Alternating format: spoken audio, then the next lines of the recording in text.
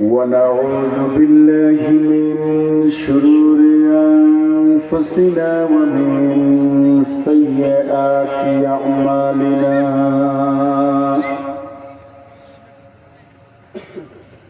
من يهده الله فلا مضل له ومن يضلله فلا هادي له ونشهد أن لا إله إلا الله وحده لا شريك له ونشهد أن سيدنا ونبينا وحبيبنا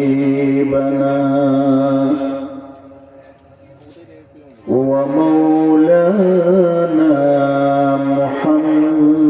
محمدا عبده ورسوله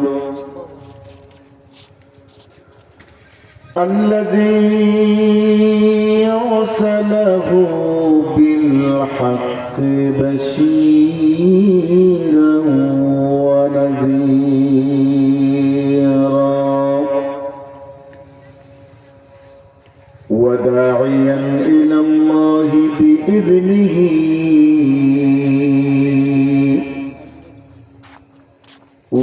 وسراجا وقمرا منيرا فقد قال الله تبارك وتعالى في كلامه المجيد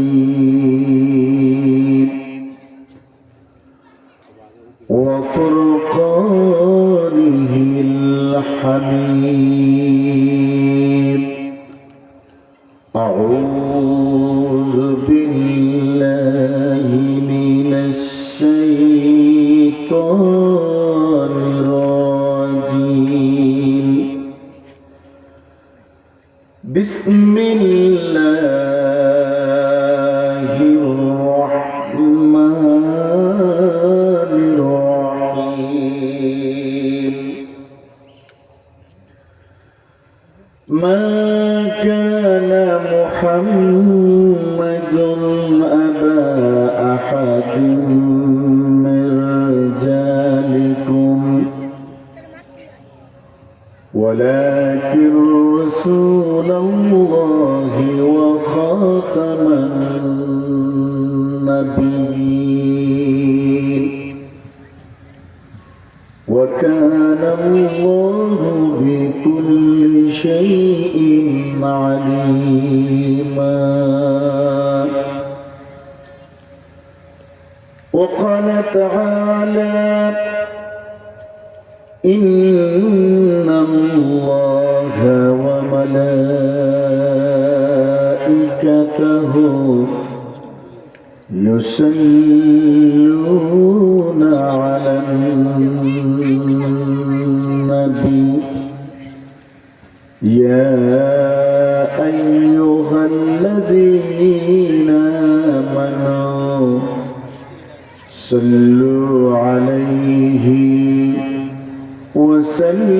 وسلموا تسليما اللهم صل على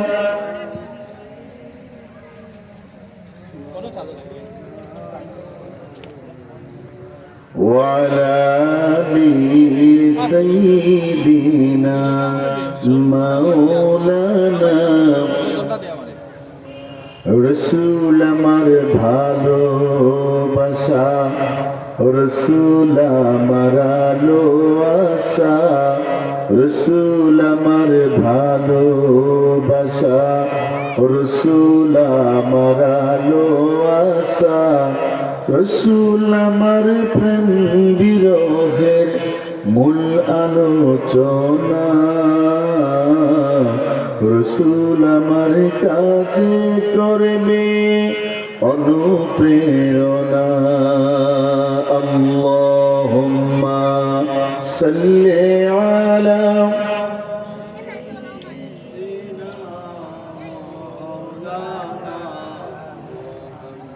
وعلى آل سيدنا مولانا بلغ العلا بكماله كشف الدجى بجماله حسنت جميع خصاله صلوا عليه وآله لا إله إلا الله محمد رسول الله صلى الله عليه وسلم।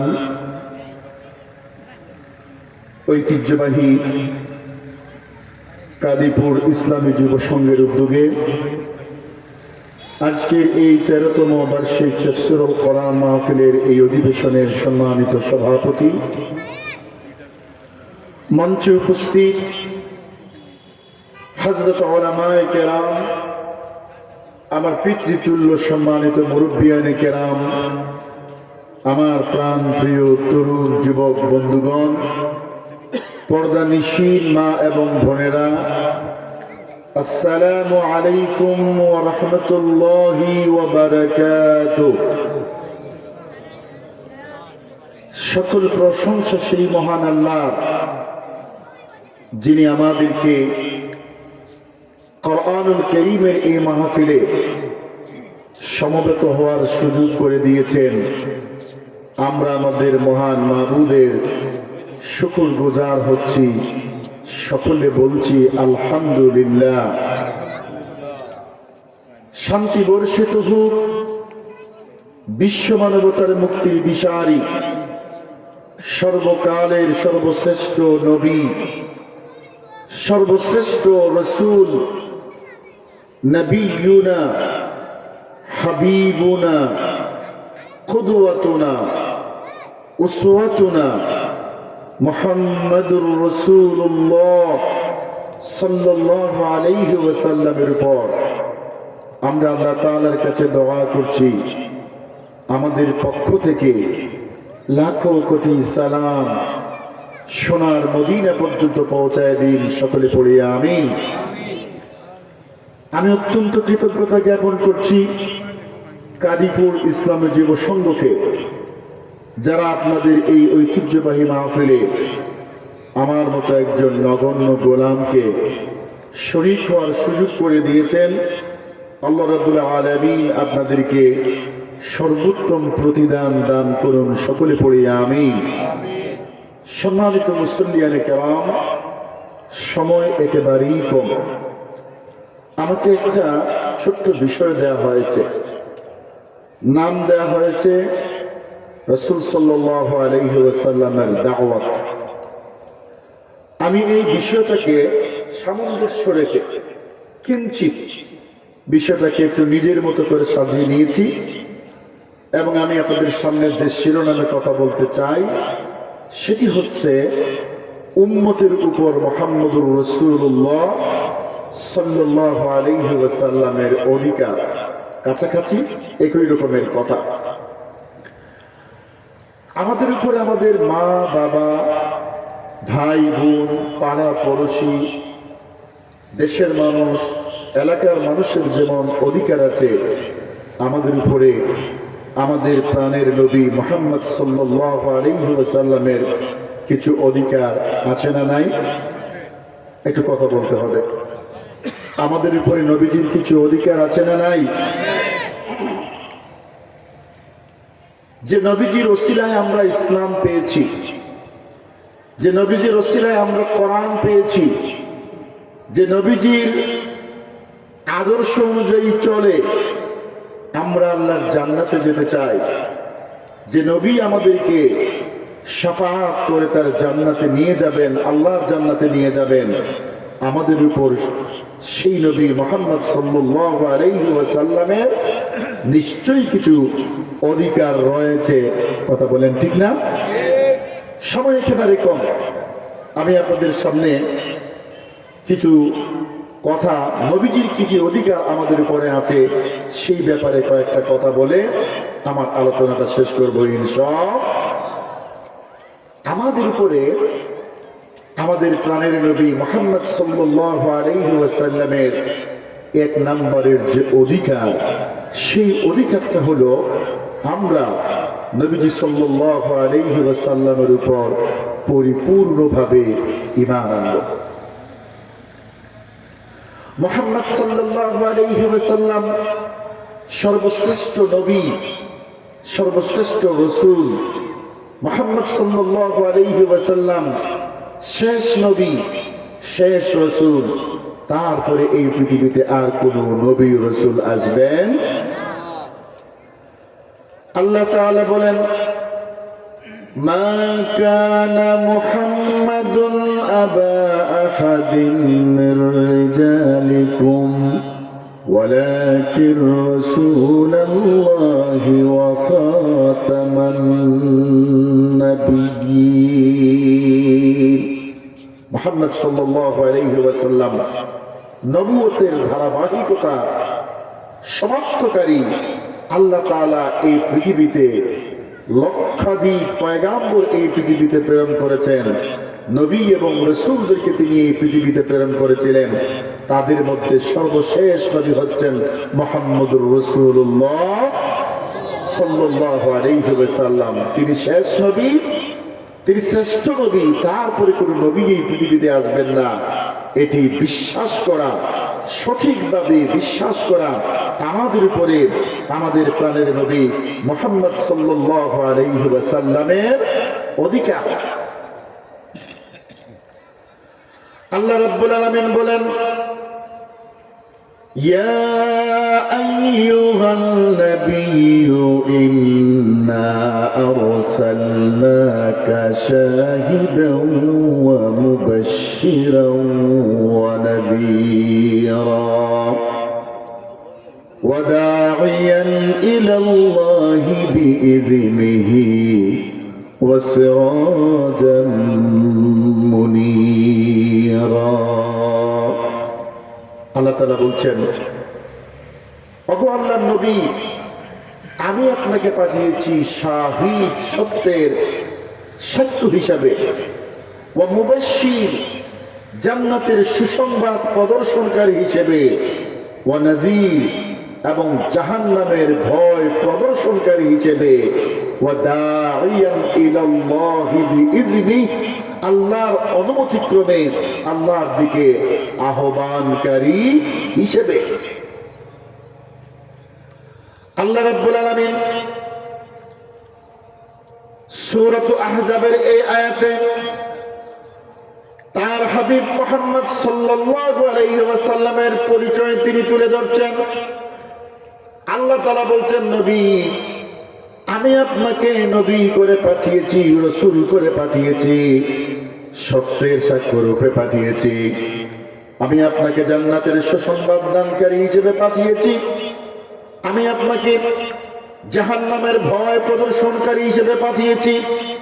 আমি আপনাকে পাঠিয়েছি ওয়া দা'iয়ান ইলাল্লাহি বিইذনিহি, আল্লাহর অনুমতিক্রমে দুনিয়ার মানুষদেরকে আল্লাহর দিকে ডাকার জন্য। দুনিয়ার মানুষ যেন আল্লাহর গোলাম হয়, আল্লাহ তাআলার গোলামি করে এক আল্লাহর গোলাম হয়, এক আল্লাহর গোলামির দিকে ডাকার জন্য আমি আপনাকে প্রেরণ করেছি। মুহাম্মদ সাল্লাল্লাহু আলাইহি ওয়াসাল্লাম সম্পর্কে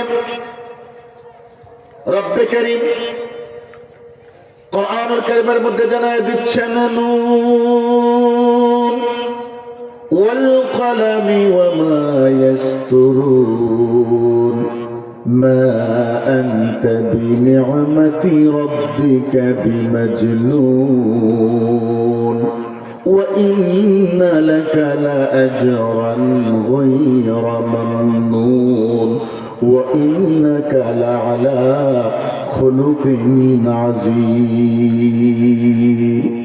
আল্লাহ তাআলা তার হাবিবের পরিচয় তুলে ধরতে গিয়ে বলছেন, কোরআনের কসম, এবং কোরআন যে কলম দিয়ে লিপিবদ্ধ করা হয় সেই কলমের কসম, হে নবী, আপনি হচ্ছেন পৃথিবীর সর্বোত্তম চরিত্রের অধিকারী, আপনি হচ্ছেন সর্বোত্তম আখলাকওয়ালা নবী। সবাই বলেন সুবহানাল্লাহ। আমার বন্ধুরা, আল্লাহ তাআলা এইভাবে কোরআনুল কারীমের মধ্যে তার হাবিবের পরিচয় তুলে ধরেছেন বিভিন্ন ভাবে। আল্লাহ তাআলা বলেছেন তিনি আল্লাহর নবী, তিনি আল্লাহর রাসূল, তিনি দাঈ ইলাল্লাহি বিইজনি, তিনি সিরাজাম মুনীরা, তিনি হচ্ছেন সাহিবু খুলুকুন আযীম, সর্বোত্তম চরিত্রের অধিকারী, তিনি হচ্ছেন রাউফুর রহিম, উম্মতের প্রতি অত্যন্ত দয়ালু, অত্যন্ত মহব্বত তিনি উম্মতদেরকে করেন। তিনি হচ্ছেন সর্বোত্তম আখলাকওয়ালা নবী। তারপরে এই পৃথিবীতে কোনো নবী আসবেন না, রাসূল আসবেন না। আল্লাহ তাআলা এই যে কথাগুলো কোরআনুল কারীমের মধ্যে বলেছেন, এই কথাগুলো মনে প্রাণে বিশ্বাস করা, তিনি শেষ নবী, তিনি শ্রেষ্ঠ নবী, তারপরে কোনো নবী আসবেন না, তিনি হচ্ছেন মানুষের জন্য একমাত্র গ্রহণযোগ্য আদর্শ, এই কথাগুলো মনে প্রাণে বিশ্বাস করা উম্মতের উপরে বিশ্ব নবীর 1 নম্বরের অধিকার।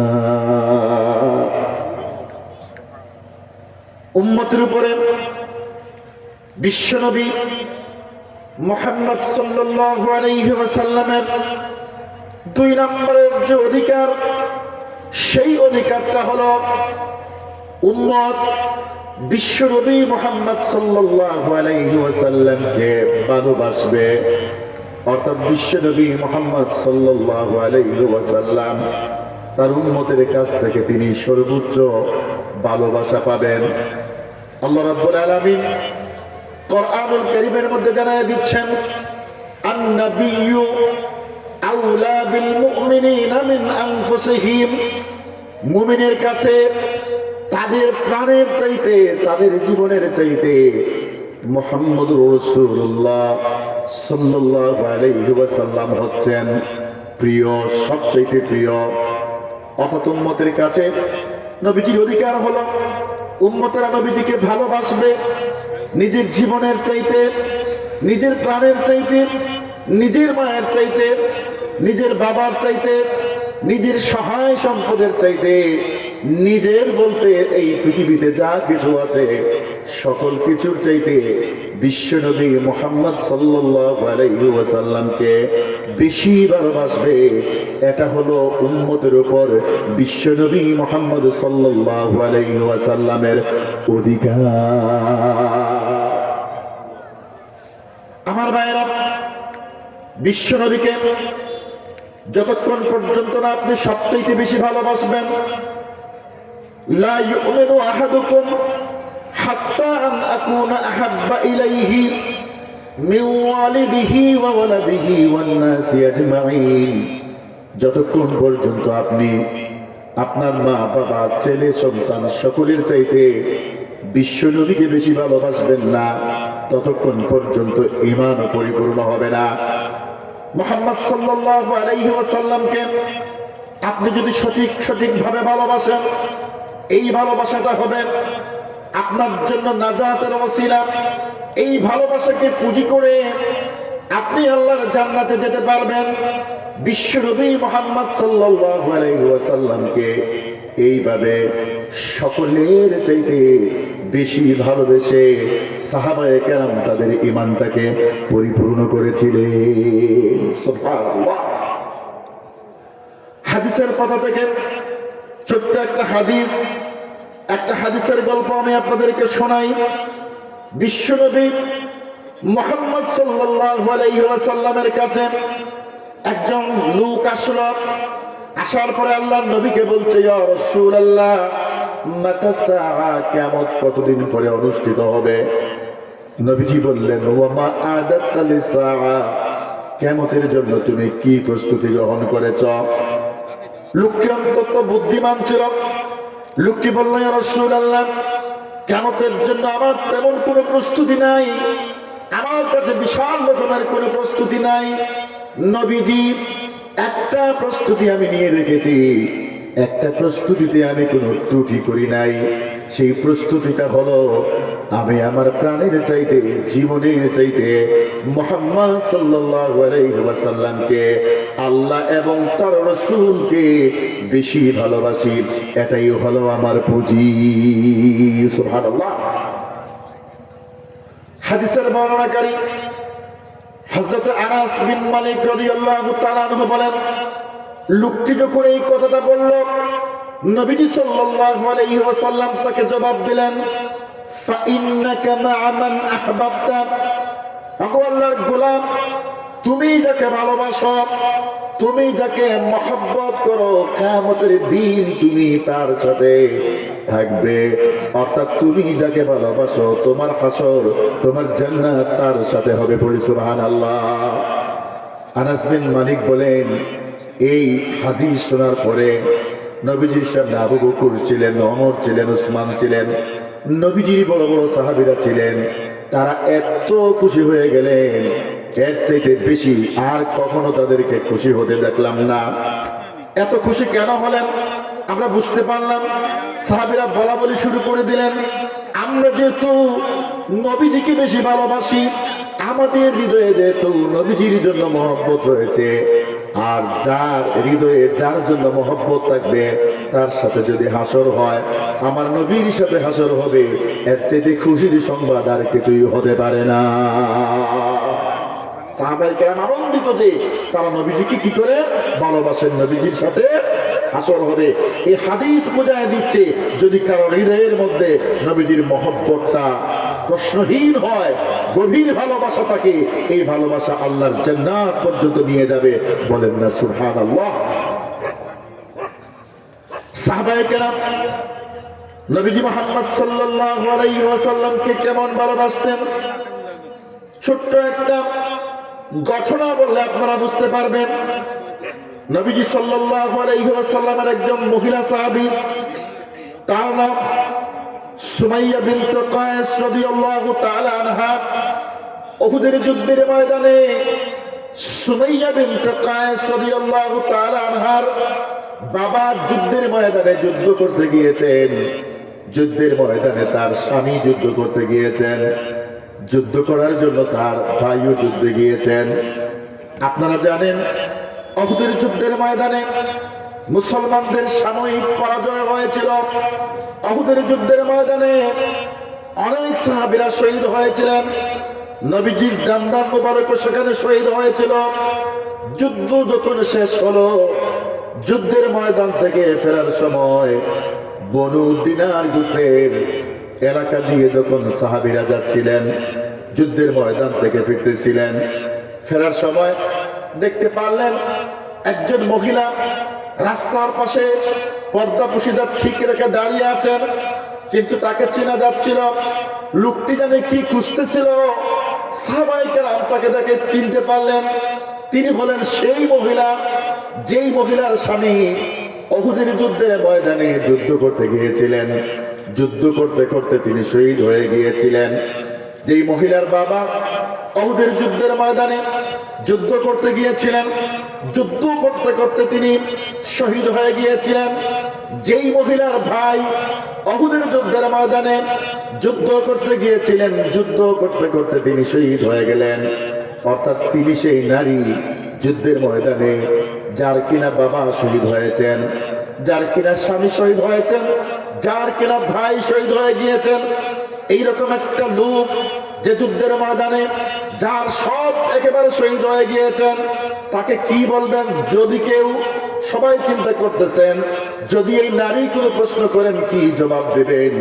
শুনশান নীরবতা নিয়ে সবাই সামনের দিকে অগ্রসর হচ্ছেন। এবার মহিলা নিজেই জিজ্ঞেস করেন, সাহাবীরা আমাকে বলো দেখি, আমরা মদিনা থেকে খবর পেয়েছি যুদ্ধের ময়দানে মুহাম্মদুর রাসূলুল্লাহ সাল্লাল্লাহু আলাইহি ওয়াসাল্লামের ক্ষতি হয়েছে, নবীজি নাকি আক্রান্ত হয়েছেন, নবীজি কেমন আছেন, তিনি ভালো আছেন নাকি নাই, আমি একটু জানতে চাই।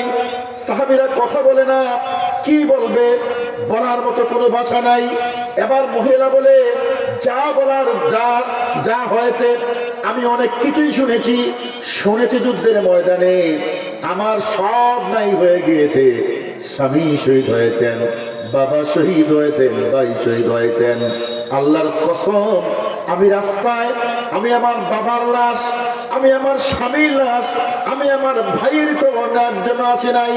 আমি এই রাস্তায় নেমে এসেছি, শুনেছি ইহুদির যুদ্ধের ময়দানে আমার প্রাণের নবী আক্রান্ত হয়েছেন। আমি আপনাদের কাছ থেকে জানতে চাই, আমার প্রাণের নবী ভালো আছেন না নাই? সুবহানাল্লাহ। সাহাবায়ে কেরাম আপ্লুত হয়ে গেলেন, বললেন নবীজি ভালো আছেন। সুমাইয়া বিনতে কায়েস বলেন নবীজিকে দেখতে চাই। সাহাবীরা আঙ্গুল ইশারা করে দেখালেন নবীজি আসতেছেন। এবার এই মহিলা বলেন আল্লাহর কসম, আমার স্বামী হারিয়েছি, আমার বাবা হারিয়েছি, আমার ভাই হারিয়েছি, এর চাইতে বড় কোনো বিপদ আর হতে পারে না। যত বড় বিপদ হোক না কেন, নবীজি সাল্লাল্লাহু আলাইহি ওয়াসাল্লাম বেঁচে আছেন। নবীজির ওসিলায় আমি আমার মনের সকল কষ্ট ভুলে যেতে পারি। পড়ি সুবহানাল্লাহ। নবীজির জন্য সাহাবীদের হৃদয়ে কেমন ভালোবাসা থাকতো, এই ঘটনা থেকে বোঝা যায় না?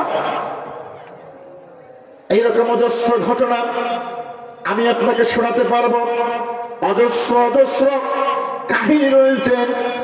নবীজির সাহাবীরা তাদের প্রাণের চাইতে, জীবনের চাইতে বিশ্বনবী মুহাম্মদ সাল্লাল্লাহু আলাইহি ওয়াসাল্লামকে বেশি ভালোবাসতে। তাহলে উম্মতের উপর নবীজির 2 নম্বরের অধিকার হলো, উম্মতেরা নবীজিকে ভালোবাসবে। কি করবে? বলেন বলেন, কথা বলেন, কি করবে? ভালোবাসবে, সবচেয়ে বেশি ভালোবাসবে। প্রাণের চাইতে, জীবনের চাইতে, সম্পদের চাইতে বিশ্বনবী মুহাম্মদ সাল্লাল্লাহু আলাইহি ওয়াসাল্লামকে কম বেশি, কম ভালোবাসবে না বেশি? মাতুকা কম না বেশি? আরে ভাই একটু আওয়াজ দিন না, কম নেই না বেশি? আমার ভাইরা, উম্মতের উপরে বিশ্বনবী মুহাম্মদ সাল্লাল্লাহু আলাইহি ওয়াসাল্লামের 3 নম্বরের যে অধিকার, এই অধিকারটাই হলো আসল অধিকার। এই অধিকারটাই হলো প্রধান রকমের অধিকার। উম্মতের উপরে বিশ্বনবী মুহাম্মদ সাল্লাল্লাহু আলাইহি ওয়াসাল্লামের গুরুত্বপূর্ণ, সবচেয়ে গুরুত্বপূর্ণ যে অধিকার, সেই অধিকার হলো উম্মতেরা বিশ্ব নবী মুহাম্মদ সাল্লাল্লাহু আলাইহি ওয়াসাল্লামকে ইত্তেবা করবে, অনুসরণ করবে। জীবনের প্রতিটি জায়গায়, চলতে ফিরতে, উঠতে বসতে, জীবনের প্রতিটি জায়গায় নবী মুহাম্মদ সাল্লাল্লাহু আলাইহি ওয়াসাল্লামকে অনুসরণ করবে। সব জায়গায় অনুসরণ করবে কাকে? বিশ্ব নবী মুহাম্মদুর রাসূলুল্লাহ সাল্লাল্লাহু আলাইহি ওয়াসাল্লামকে। কোরআনুল কারীমের মধ্যে আল্লাহ রাব্বুল আলামিন জানায় দিচ্ছেন, কুল ইন কুনতুম তুহিব্বুনাল্লাহ ফাত্তাবিউনি ইউহিব্বুকুমুল্লাহ ওয়া ইয়াগফির লাকুম যুনুবাকুম ওয়াল্লাহু গফুরুর রহিম। আল্লাহ তাআলা বলছেন, ওগো আল্লাহর নবী, আপনি বলে দিন, তোমরা যদি আল্লাহকে ভালোবাসো তবে ফাত্তাবিউনি, আমাকে অনুসরণ করো। আল্লাহকে যদি ভালোবাসো, আল্লাহর মহব্বত যদি পেতে চাও, ফাত্তাবিউনি, আমাকে অনুসরণ করো, আমাকে ইত্তেবা করো। কথাটা কার? আল্লাহ। কথাটা কার? আল্লাহ।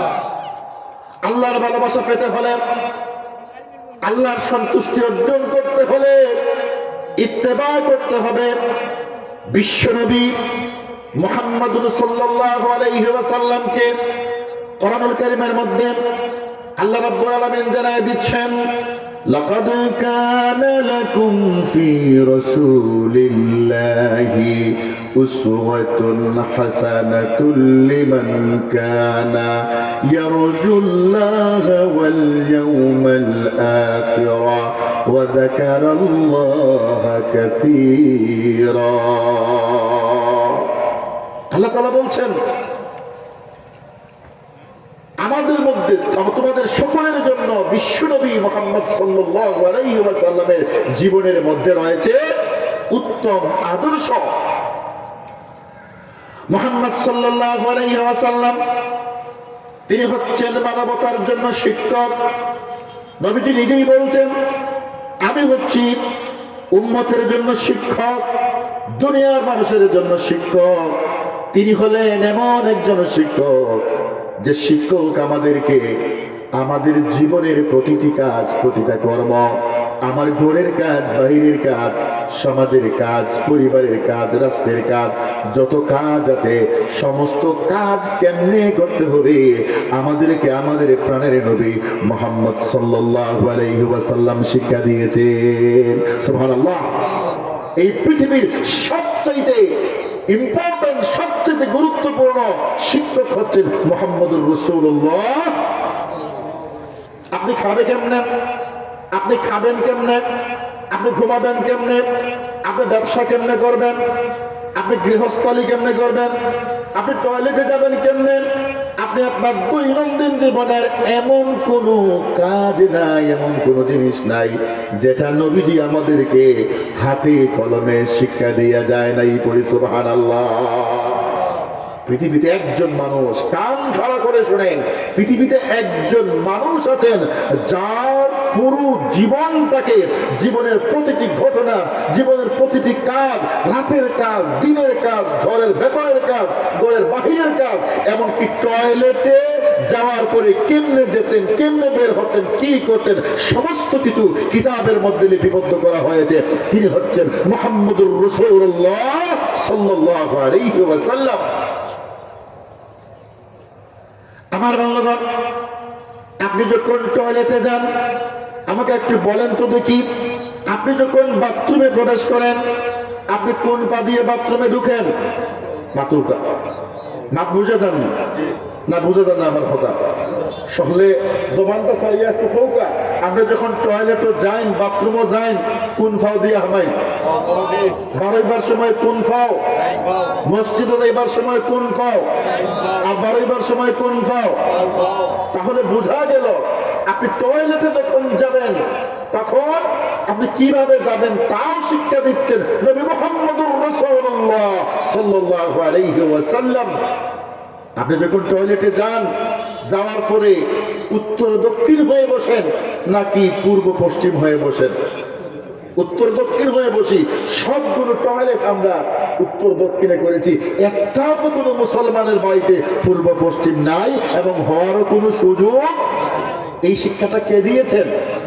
মুহাম্মদুর রাসূলুল্লাহ সাল্লাল্লাহু আলাইহি ওয়াসাল্লাম।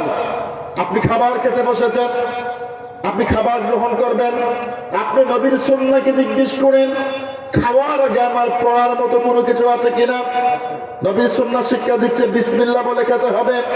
খাবার শেষ করে আমাকে কোনো কিছু পড়ার আছে কিনা। নবীর সুন্নাহ শিক্ষা দিচ্ছে আপনাকে আলহামদুলিল্লাহ বলতে হবে। আপনি নবীর সুন্নাহকে জিজ্ঞেস করেন আপনি ঘুমাতে যাবেন, আপনার জন্য কিছু করার আছে কিনা।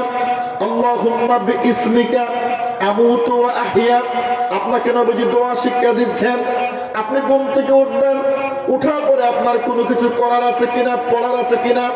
আলহামদুলিল্লাহিল্লাযী আহইয়ানা বা'দামা আমাতানা ওয়া ইলাইহিন নুশুর। আপনাকে ঘুম থেকে ওঠার দোয়া শিক্ষা দেওয়া হচ্ছে।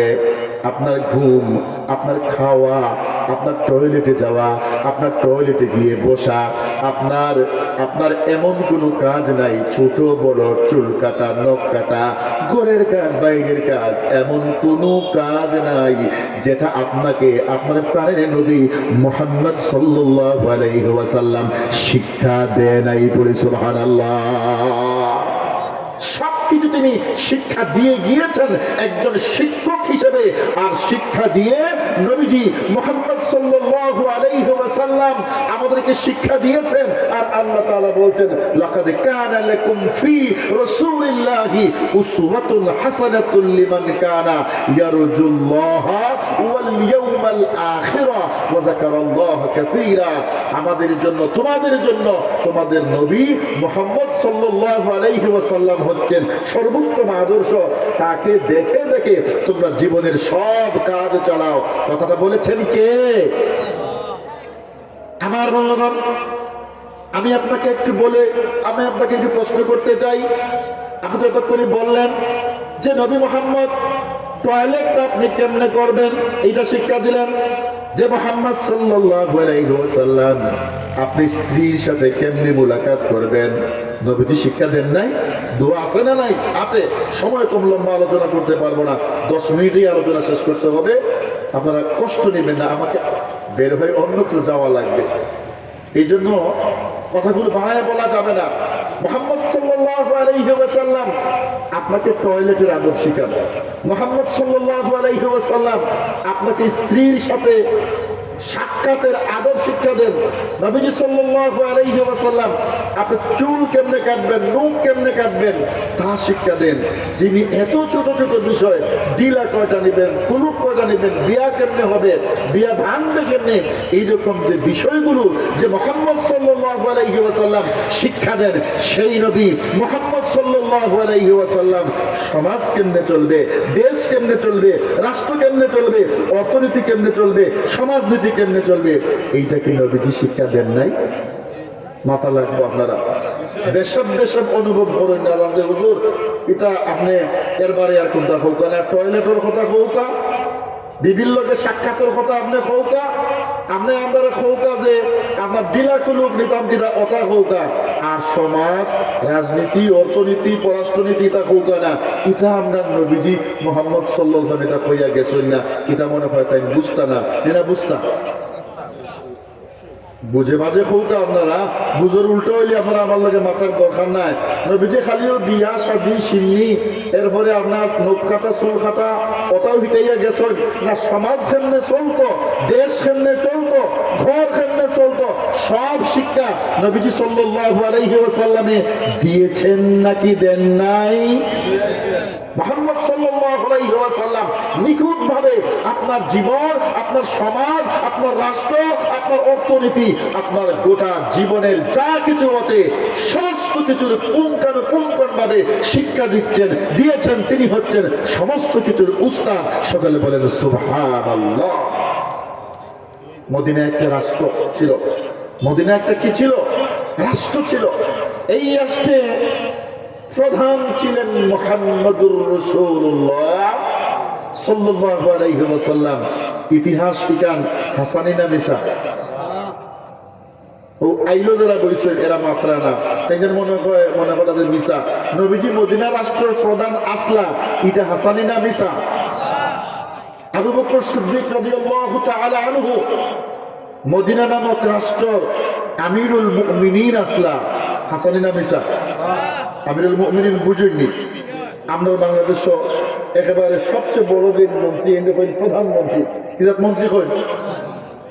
মন্ত্রী পরিষদ শাসিত রাষ্ট্রের যে প্রধান এনে কইন প্রধানমন্ত্রী, আর রাষ্ট্রপতি শাসিত রাষ্ট্রের প্রধান যে এনে কইন রাষ্ট্রপতি। ইসলামী খেলাফতের প্রধান যিনি, তার উপাধির নাম হলো আমিরুল মুমিনিন। আবু বকর সিদ্দিক রাদিয়াল্লাহু তাআলা আমিরুল মুমিনিন ছিলেন। সত্য না মিথ্যা? ওমর ইবনুল খাত্তাব রাদিয়াল্লাহু তাআলা আনহু আমিরুল মুমিনিন ছিলেন। সত্য না মিথ্যা? আলী রাদিয়াল্লাহু তাআলা আনহু আমিরুল মুমিনিন ছিলেন। সত্য না মিথ্যা? উসমান রাদিয়াল্লাহু তাআলা আনহু আমিরুল মুমিনিন ছিলেন। এইটাও তো সত্য। সব যদি সত্য হয় তাহলে আজকাল এমন কিছু লোক আছে যারা বলে হুজুর যা ইচ্ছা তা বলেন, দুহাই লাগে আপনি সমাজ কেমনে চলবে, রাষ্ট্র কেমনে চলবে এই কথাটা আপনি বলতে যাইবেন না। হুজুর ও হুজুর খদু লাগলে খদু খাওকা গাছটা কিনিয়া, ফাতা লাগলে খদু গাছের ফাতাও নিয়ে খাওকা, যদি কোনো হুটকি না থাকে টেকা নিয়ে হুটকি নিয়ে লাগাইয়া খাইতেন। খদু খাওকা, চাউল নৌকা, ধান নৌকা, একবারে খদু গাছের ফাটাও নিয়ে খাওকা, দুহাই লাগে। সমাজ রাজনীতি লইয়া কথা কই না, আলী বলে এটা হওয়া ঠিক নাই। ইটা বয়ান সমাজও আছে না নাই? এরা উল্টা বয়ান করদা না বাইতুল বয়ান করদা? উল্টা। নবীজির চেয়ে বড় কোনো হুজুর আসেননি?